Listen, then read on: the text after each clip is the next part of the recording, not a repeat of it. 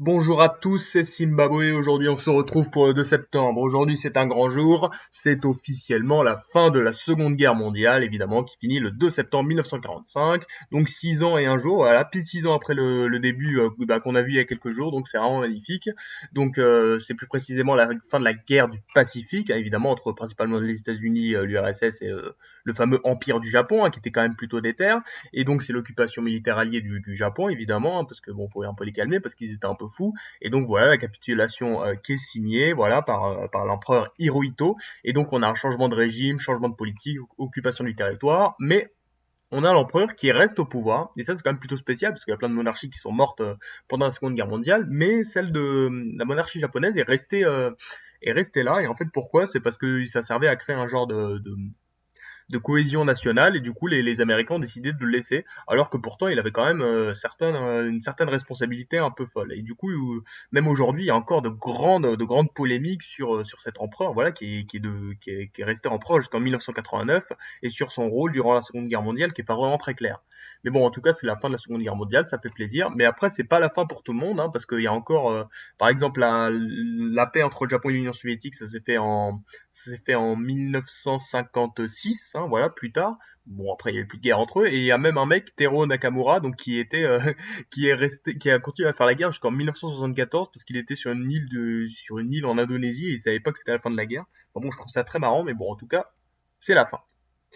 Aujourd'hui, c'est aussi l'anniversaire du célèbre grand incendie de Londres, hein, donc qui a eu lieu en 1666, hein, et donc vraiment un truc très horrible hein, pour l'époque. Londres, qui était déjà une très grande ville, hein, il y avait un demi-million d'habitants, et donc il y a eu 13 200 maisons brûlées, 87 églises, enfin des trucs horribles. Et au final, bon, apparemment, il n'y a pas tellement eu de morts. Enfin bon, après, on n'est pas vraiment sûr, hein, mais bon, apparemment, ce serait 8, 10, mais bon, après, c'est juste qu'il y en a plein qui, voilà, plein de victimes qui ont dû être inaperçues, parce que c'est difficile de savoir, en plus, on était au XVIIe siècle. Et aussi, après l'incendie, on s'est souvent demandé bah, de qui c'était la faute.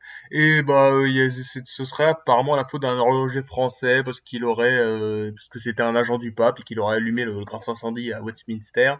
Mais apparemment, il aurait modifié ses propos, enfin bon, et du coup, il s'est fait exécuter. Donc on saura pas vraiment. Donc bon. Mais en tout cas, Charles II, le roi le roi d'Angleterre, s'est trouvé dans la merde juste après, coup dur pour lui. Et aujourd'hui, c'est aussi l'anniversaire de la première diffusion d'une célèbre émission, le Club Dorothée. Donc voilà, c'était en 1987, hein, donc dans les fameuses années 80-90. Et donc le Club Dorothée, c'est une émission qui passait donc sur TF1 avec comme principale animatrice Dorothée. Et donc vraiment quelque chose qui était fou pour l'époque. Enfin, il y avait plein de gens qui regardaient ça. Et il y avait aussi de nombreuses polémiques, hein, parce qu'en fait, le Club Dorothée, ils avaient acheté plein de dessins animés japonais parce que c'était pas du tout cher. Ils les avaient diffusés en France. Et du coup, il y avait plein de gens qui avaient peur enfin, de l'envahisseur japonais, tout ça, au niveau culturel. Et il y avait aussi quelques dessins animés qui étaient un petit peu trop violents pour l'époque. Et du coup, voilà, il y a eu plein de polémiques.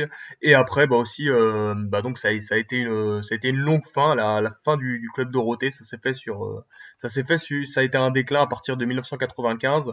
Puis après, on a aussi certaines personnalités politiques comme Ségolène Royal, voilà, qui avaient fait des livres contre le Club Dorothée parce que c'était contre les valeurs françaises, tout ça, c'était trop de violence.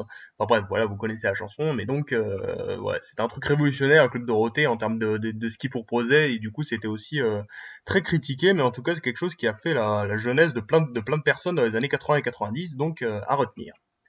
Donc voilà les trois événements à retenir pour aujourd'hui. On a la fin de la Seconde Guerre mondiale en 1945, on a le grand incendie de Londres en 1666 et on a la première émission du Club Dorothée en 1987. C'était Zimbabwe. Merci d'avoir regardé. Bisous et bonne rentrée.